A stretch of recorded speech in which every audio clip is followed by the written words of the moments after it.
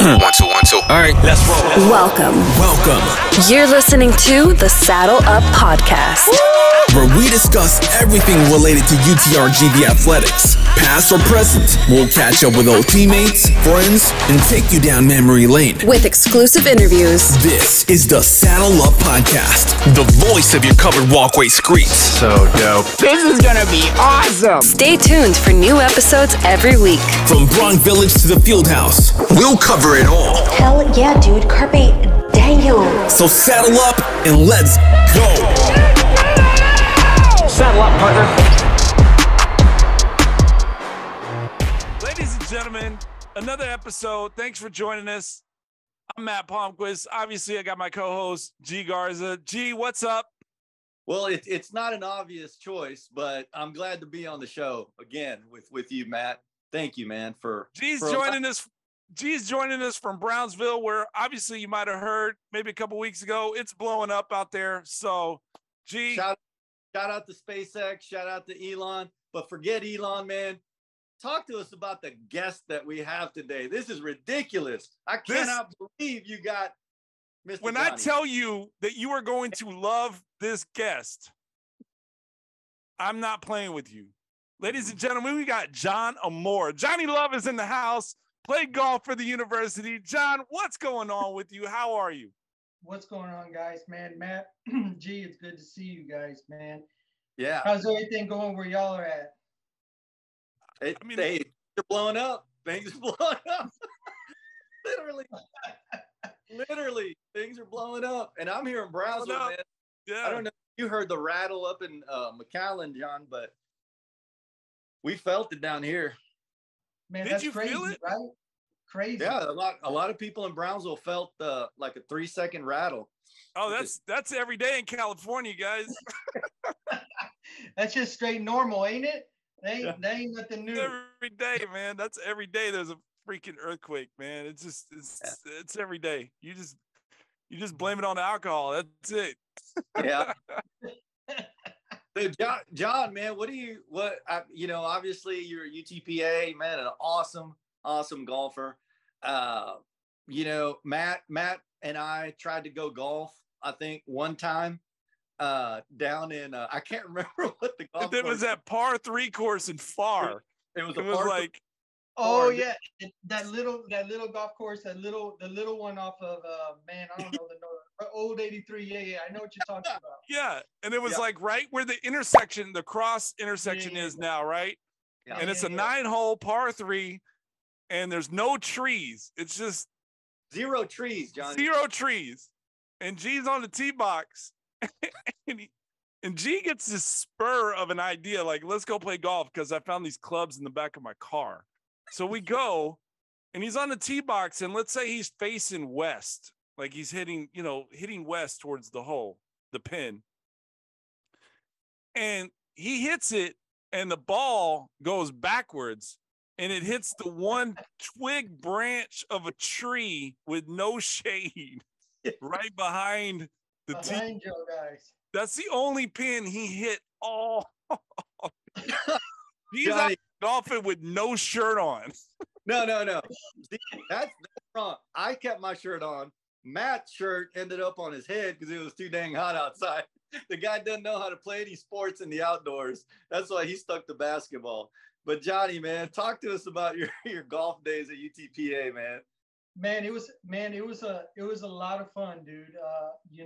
I got to meet really, really cool people, not only inside, the golf team and stuff like that, but a lot of cool people like you and Matt. I got to spend time with you guys. I tell you one thing, the valley just straight up, real talk. I believe that the college type atmosphere, meeting people, playing for the university, things that I think that I could have gone anywhere else, man. The people down here in the valley they're just amazing, dude. They're just great people. I kind of grew up in a really small town, really, really small town. There's more people, G, in your neighborhood than in my hometown. You know what I mean? Where's that hometown? It's Columbus, Texas. There's 3 stoplights. That's on the way to people. Yeah, that's in between Houston and Bastrop. I know exactly where that's at. Yeah. Yeah. tell you the same thing, man. Where we grew up, man, it's not mom and dad knew what we were gonna do before we even stepped foot out the front door, dog. I mean, Yeah. that's just the way it is. But man, it was talk about a great experience, man. Like I said, I got to meet a bunch of good, cool people. You know, I got to play in a bunch of great golf tournaments. We got to travel. You know, man, it was just a solid good time, man. It was awesome, man. Who's your coach, Johnny? It was Coach Garcia, John Garcia. John Garcia. Wow. Do you know where he's at now? Do you have any He's idea? Here. Yeah. He's here. He's in the insurance. He's selling insurance and stuff like that. But he's here in McAllen. We got to get John Garcia on the show, man. John Garcia was my golf coach. I took a PE class pretty much, right? And did you go to class? I did go to class. I did go to class. I did because it was Coach Garcia. Garcia. You're the only one that went, dude. You're the only one. No, I took it 6 times, he said, and he never showed up once. Straight A's. Johnny has been educated on this show because we brought this up before with Eladio, and Eladio even testified, okay, that you did not show up to class. And here's the second testimony. Johnny testifying in the court of law, dude, under oath. In the Oval Office. John in my Oval Office. That's right, dude. That's right. Hey, man, Matt showed up. AG, Matt showed up for golf as many times as I showed up for the softball,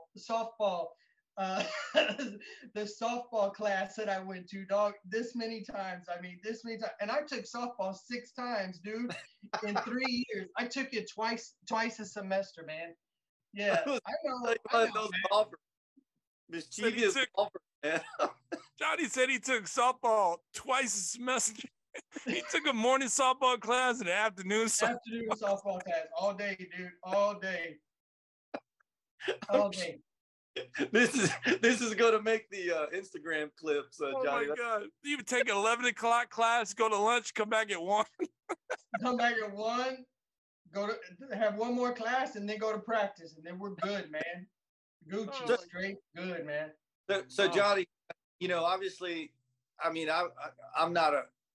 I mean, anybody that says they play golf, I mean, you know, like myself, I don't play golf. You know, I just try to like survive, not lose my ball, you know, out there. I try to keep like the bag of balls that I take out there and not. You're just trying to finish, dude. You're just trying to finish. I'm just trying not to lose his balls. What is I lose balls every time, man. In one way or another, I'm losing something. My pride, my confidence, my self-esteem. What is it, man, Johnny? What does it take to be? And this is an honest question, man, because there are so many golfers out there that are wanting to be good. You know, like what? Like out of Columbus, man. You know, Texas, a small town. What was that like? And I know you said, you know, you kind of grow up playing it, but what does it take, man, to be a better golfer, like a golfer, to get known, to come out of a small town and you played Division I golf? It's a huge accomplishment, man. Yeah, it was a lot, man. It was a lot of fun.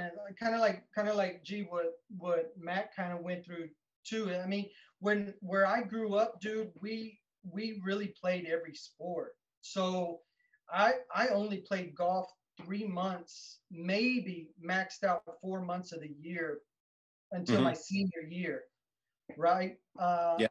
Until I graduated. So my actual first time that I played golf all year long was when I got to college. So the times have changed. I mean, change. Like my youngest is 14 and he wants to play golf in college, just like the sports that we played in college, and to do those things. But now there's much more technology. Yeah. You basically have to build a team around an individual. Dude's 14, right? But he has strength and conditioning just for the game of golf. He has correctional conditioning for, you know, the way that his body structured is and all these other things. So to make sure that his ankles are properly in the right areas, the knees are in the right areas. Then he's got a swing coach. You know, you got to have a mental coach. Now today, you know, kids talk about performance anxiety. I'm pretty sure that y'all have heard about that. Yeah. Oh, yeah. Getting out there and doing those things. You know, when we were playing, I mean, you just chalked it up as stress or whatever. And hey, dude, you just need to move on and stuff like that. But, you know, nowadays, man, I don't know about y'all, you know, but dude, it's just straight different. I mean, Yeah. if they had social media when us three are in college, dog, I'd have to move out. Yeah. I mean, Hidalgo County would just say, no, dude, hey, you got to keep going, step. You got to go somewhere, dude, but you can't stay here. You know what I mean? And we'll get into the golfer parties later. We'll touch base on that, but you know, it's hard, man. Honest question. You know, now we're going to the tubs of beer. You know, in high school full of beer, but now, man, that is crazy, dude, that you mentioned that, because I think every sport has kind of changed. It's really evolving, you know, into and it's like big business, you know, and I think some of that, like the love of the game, kind of, you know, takes a back seat sometimes because of the importance and the big business, and there's so many elements to the sports now that, you know, kids have to stay focused. And girl, you were saying, man, you know, you got a good one there, but you know what you know, kind of like with that golfing situation at UTPA, you know, what is that recruiting like? Like, how did you get from Columbus to UTPA? Like, what is that the recruiting look like? You know, how did you get there? Man, I just went and played in some bigger events and some bigger cities. So I grew up playing in Austin, in Houston, and San Antonio and stuff like that. And you know, back then it was all about posting numbers, right?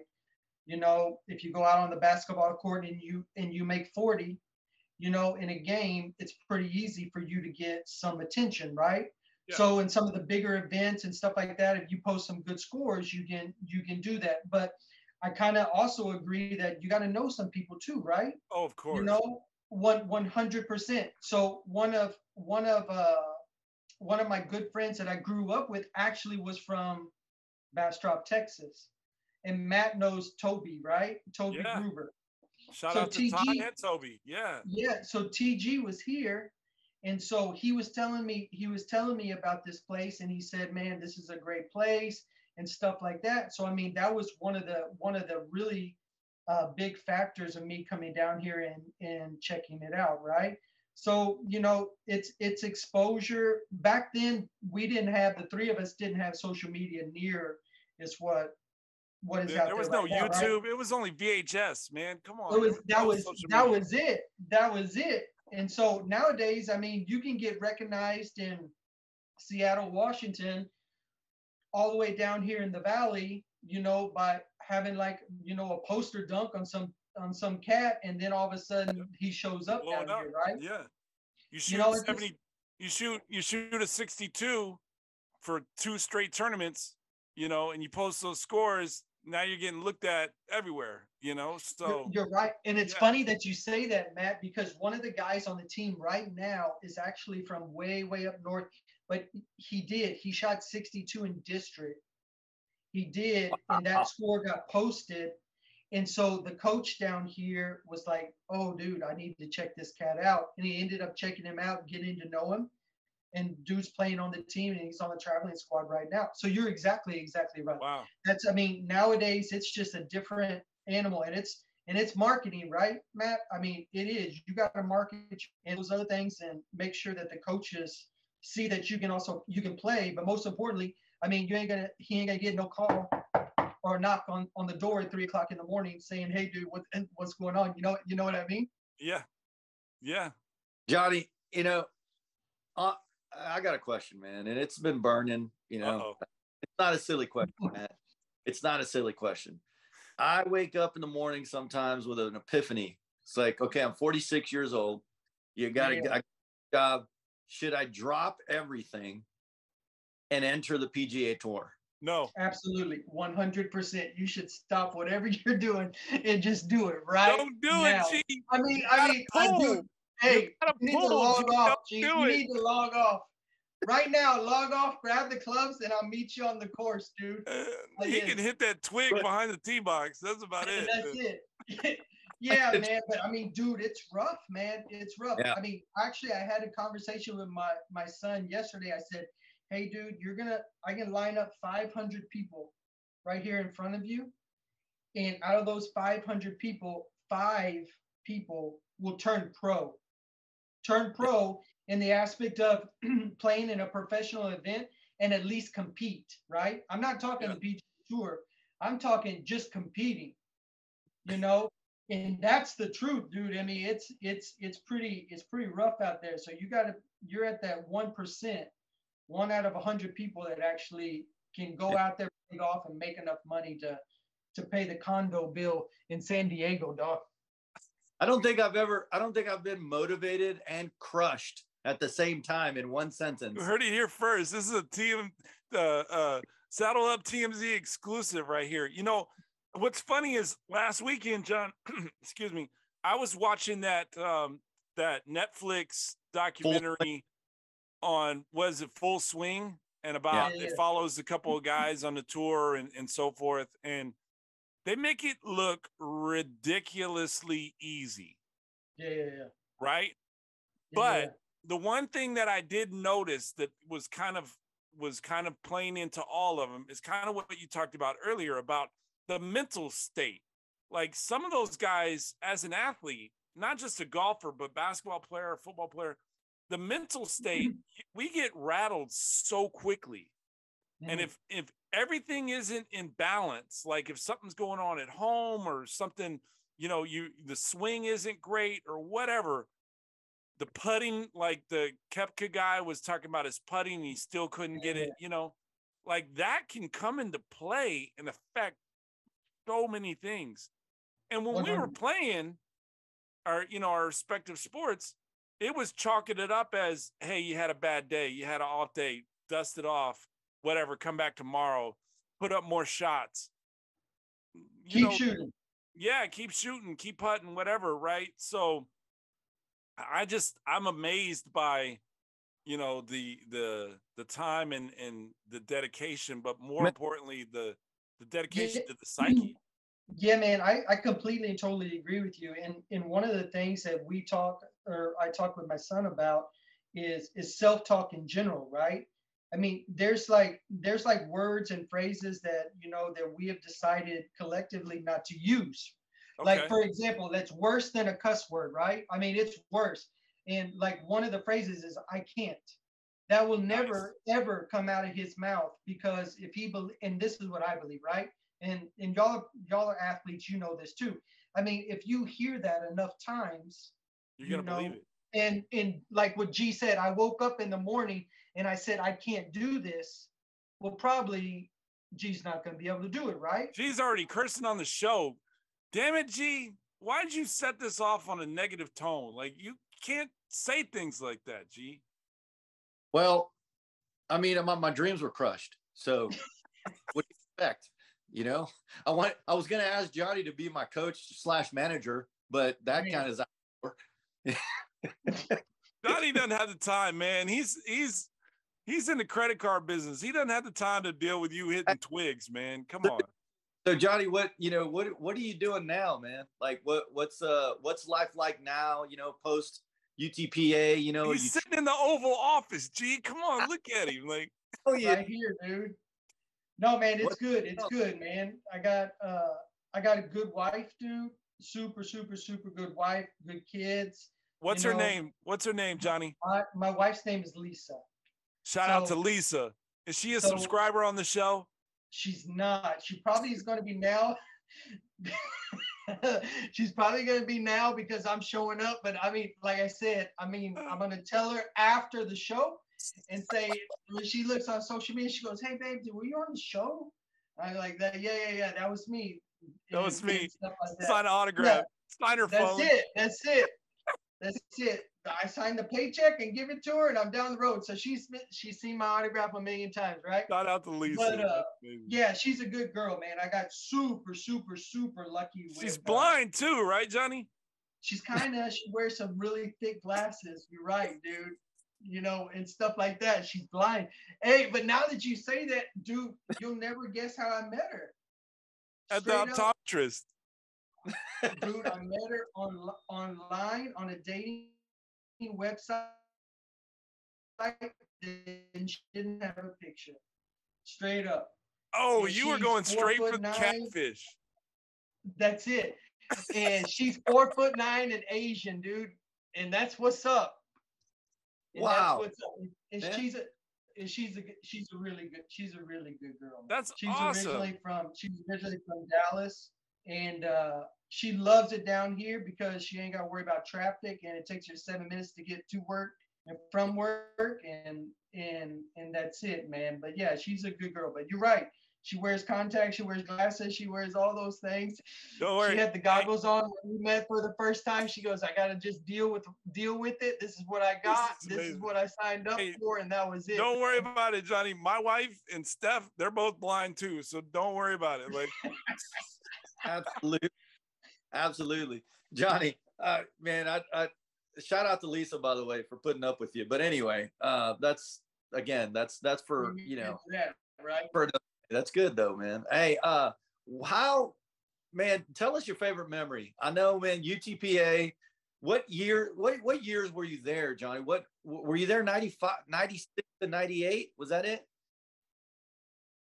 95, 96 to 99. So that's when I was there, man. And what was your favorite memory?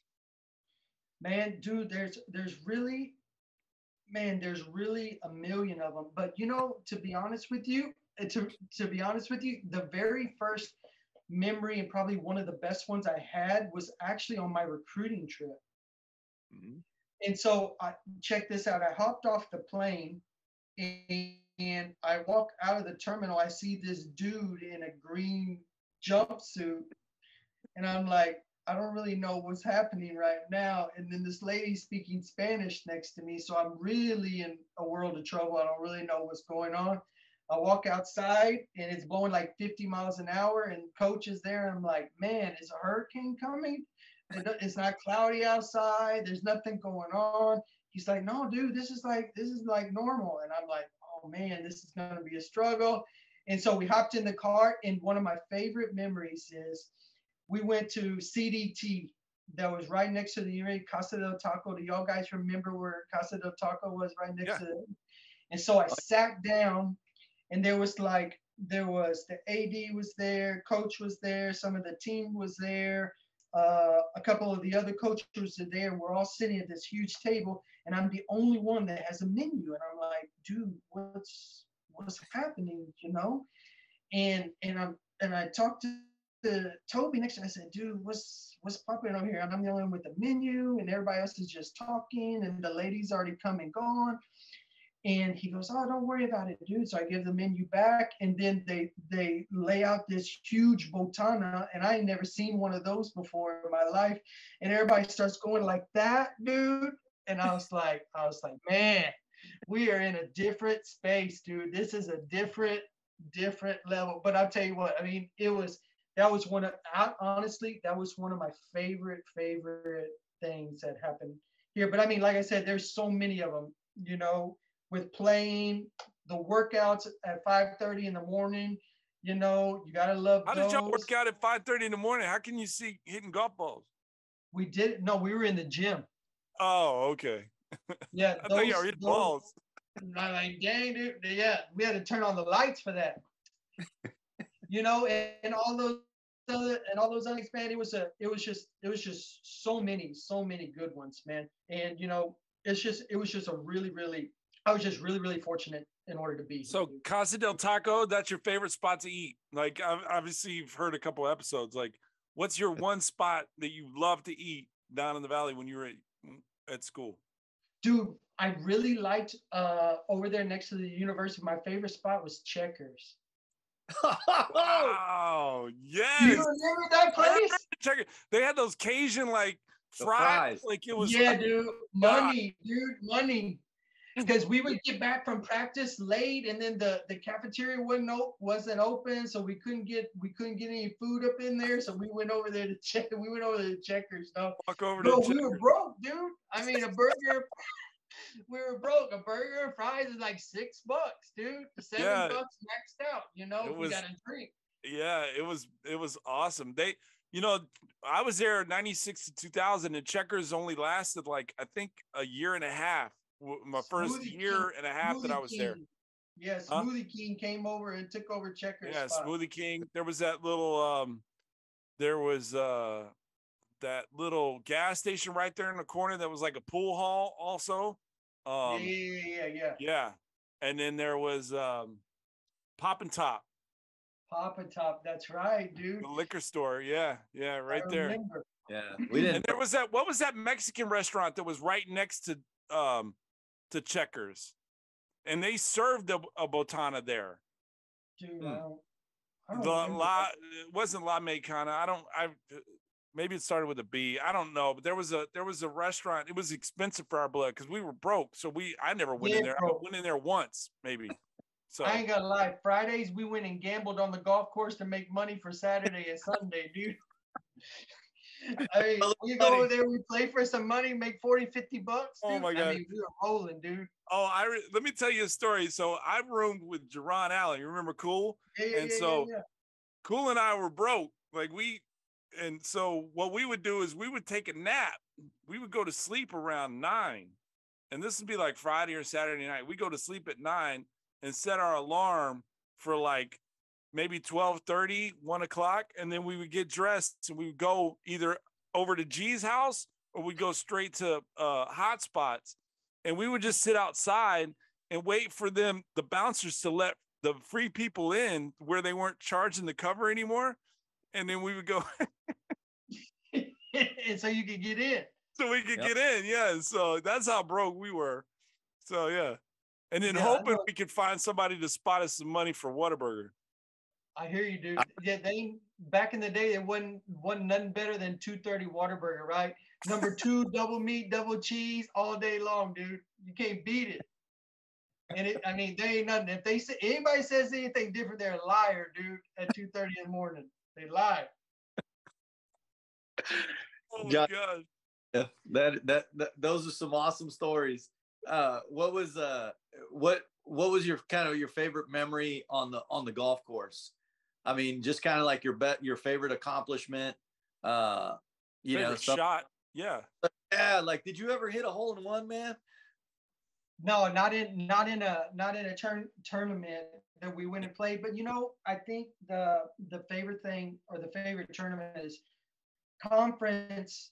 My last year that we played the first 2 rounds, it was 3 rounds, just like normal. I'm sorry, 4 rounds. Conference was 4 rounds. The prep work was good. We had a great idea what we wanted to do. We went there and relied on the process that we did, and man, we really played well for three rounds. To make a long story short, we ended up losing by a couple strokes and losing the conference championship. And man, it was a lot of fun, but it was also heartbreaking too, because I could have shot a couple of strokes less and I could have helped my team and the university that I played for. There you go, G. Bringing up old shit. Like you just ruined Johnny's day because now you got to think this. I'm like, dude, and the more I think about it, and G kind of, man, actually, thanks for bringing that up. That's just the way it is, right? Yeah. I talk to my kid, and he doesn't want to fail, and we talk about failure being not a bad thing, right? Yeah. And if you don't fail, how are you going to get better? And it was a good thing and a bad thing, G. And I think it was more so a good thing that we not only played good, but we ended up doing that. But I mean, it was a lot of fun, dude. So I tell you what, the 3 of us, and I'm pretty sure maybe y'all can attest to this, the skill set, not maybe it's physical, but mentally and emotionally, the skill set that the 3 of us gained playing a sport that the 3 of us loved with individuals that we truly cared about and we would go to war with every single day created a character that the three of us use right now. Yeah. You know, and without what the three of us did at that university, I think that I can't speak for the both of you, but I believe that I wouldn't be the same individual that I am sitting here in front of you guys and talking to you guys right now. 1,000% agree.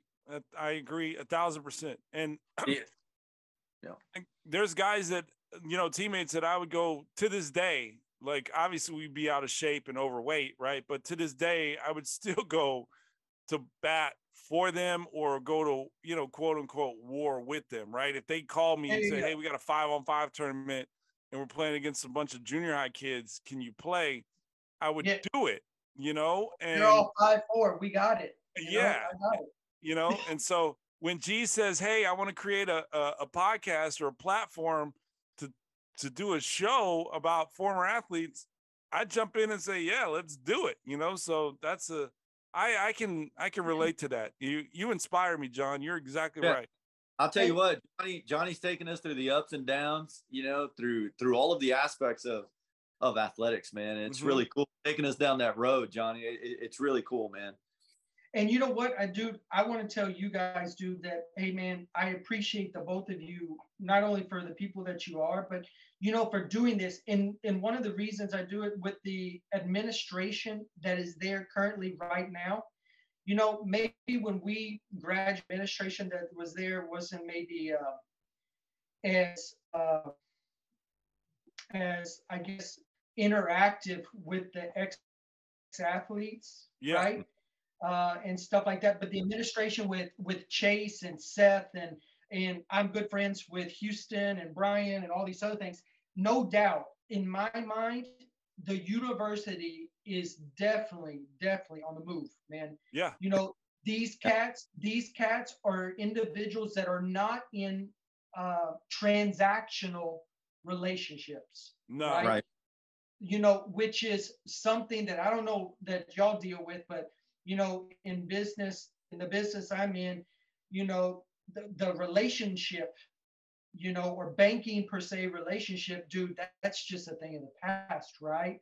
It's all about money, how much, how quick, and just move on, you know, and that's just not the way that it works, right? Yeah. You know, if someone comes over and wants to do business with me and I don't know who they are, I'm like, dude, I don't know you, dog. I mean, I don't need this. I don't want this. Yeah. But if I know you, like when Matt called me, I'm like, dang, dog, I know he ain't here. So I'm like, what's he doing? And he told me about it, and I said, man, and I told my wife, and I told my kids, I said, dude, I got a call from a buddy of mine today, and my wife's like, oh, whatever, and I'm like, he wants to do like this, he wants to do this show and talk about, you know, the good old times and the things when we didn't have, you know, very many worries or responsibilities besides play good, and that's it. You know, find something to eat and drink. Find something to eat. It. Put together $6 for some checkers and a Coke. You know, like that's it. And, shout out to come back, guys. They need to come back. And she's like, she said the same thing. She goes, you know, that's really cool of those guys, you know, and it's cool and mad. And, you know, I know you guys are busy. You know, you got a wife, you got kids, you got a job. You got to figure out, you know, the $50,000 a month Matt makes, where he's going to spend it all, you know, and stuff like that. Yeah. We haven't put it out there in the universe. Maybe I'll get to that one day. So yeah. But yeah, straight up, man. I mean, and I think where they're going and stuff like that, dude, and man, it's just going to be good. It's not only going to be good for the student body, it's going to be good for the athletic department, and it's going to be good for the other individuals like the three of us that have been there and done that. And we can say, you know, this is where we at. This is where we came from and stuff like that. You know? Since you're in the financial transaction world, I'm gonna put your money where your mouth is. We're looking for sponsors, so let's do it. If they can sponsor just like some checkers, you know, or something. I mean, it doesn't have to be monetarily. Hey, Smoothie King. Hey, one Smoothie King for a week, right? Shout out to Starlight Burger. Come on, man. Like Starlight Burger, dog. That's the good. Johnny, man, dude, we appreciate you so much, man. And thank you for taking the time. We know that you're busy too, and you've got, you're building your business and everything you do, and your family and your wonderful wife and your kid, man, that's following in your footsteps. And that tells you something, that you're doing something really good with your kids, man. They're following in those footsteps. Can we play a little G silly questions? I don't think they're silly, but can we?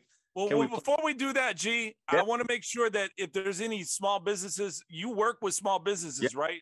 Right, John? So if any of the listeners have small businesses, they can work with you? Yeah, small, medium, and large. People that do $1 million a month, people that do 10,000, 20,000 a month or whatever. Yeah. I can definitely help any of those guys out. Yeah, so if you need help or consultation or guidance, just reach out to G and I, or just leave a comment, or we'll direct you right to John. So we'll put you in touch. So go ahead, G. Let's do your silly questions. Man, so he already took one of mine, and you said Checkers, and I got something to say about that. You go to HEB on the frozen section, you can find Checkers fries. By the way, no way.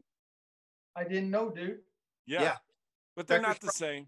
I can get them here in California down the street, but. Can you really? Well, in the frozen section of the grocery store, there's no Checkers anymore, but yeah. But just let you know, Johnny, just in case you get that itch for the Checkers fries, they're going today. Yeah. If you had a superpower, man, what would it be? Man, if I had a superpower, man, I would like to have wisdom. Whoa. You already have wisdom, John. You already got that, man. Like real wisdom, like you guys' wisdom. Then, dude, I know I can make it. Dude, yeah. What are you talking about, wisdom? Me and G sit around once a week and do this. That's probably the dumbest thing we could do. Yeah, man. I'd love to be able to help other people kind of get to where they want to get, right? You know, to be a little bit more educated and to be a little bit more smarter, and everybody should be more positive, right? And unfortunately, in this world, man, I don't know if I see a whole lot of that running around the place, right? Positivity is old and it's gone, dog. I mean, we ain't got none of that stuff. And so, I mean, I really like to be able to do that and interact with people and educate people and kind of try to help them get to where they want to get. You know what I mean? Well, that's what you do now in business, right? You listen to them, you educate them, and then you try to get them where they want to be at from a business standpoint, right? Financially. So yeah, absolutely. Johnny Love's got that superpower already, ladies and gentlemen. Yes, sir. One more question, Johnny. Describe this podcast in one word. Legit. What was it? Legit. Legit. Wow. Straight legit. It's awesome, dude. Can't beat it. I mean, this is the real deal. The real deal with a couple of my good boys. I mean, I appreciate it. Thank you, guys. We call this legit. You know why? Because we're too legit to quit. To quit. That's dude, you just put us on the map. Oh yeah, and you just named your music for your snippet, man. Like, I don't know if you've seen the snippets that we put out, like every Wednesday and every Monday we put out snippets to try and promo the show, right? Yeah. And so every week I try to like, Hammer? MC Hammers all day, right? Oh yeah, your music now is going to be too legit to quit. Like, it's going to be. This is it. Like, this is awesome, dude. Yeah. Awesome. Yeah. So. Well, we appreciate you, John. Thanks, I can't say enough about it. John Amour, you are an amazing friend. You are a staple in the community. You're full of wisdom, and we can't say enough how blessed we are to have you on as a guest. You can come back anytime you want, my friend. I appreciate it. Hey, thank you guys for allowing me to hang out with you, man. Days are long, and this definitely helps, man. It was awesome hanging out with you guys. Thank you both. Thanks for taking memory lane. Yeah, you're too legit to quit, my friend.